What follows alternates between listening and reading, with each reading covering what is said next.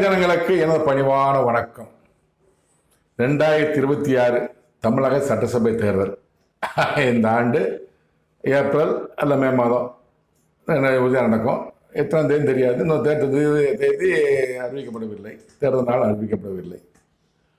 தமிழகத்தில் உள்ள அனைத்து அரசியல் கட்சிகளும் அரசியல்வாதிகளும் தேர்தலை தயாராகி கொண்டு வருகிறார்கள். 4 முனை போட்டி என்று சோசியல் மீடியா சொல்றாங்க.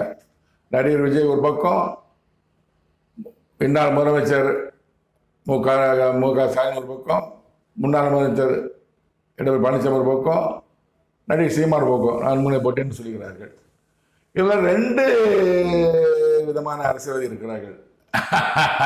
அரசியலில் சட்டசபை தேர்தல் என்று வந்துவிட்டாலே, தேர்தல் காலம் வந்துவிட்டாலே திருவிழா காலம். ஒருவர் செலவழிப்பார், ஒருவர் அறுவடை பண்ணுவார். அதை அப்படி வச்சுக்கலாம். ஒருவர் விதைப்பார்.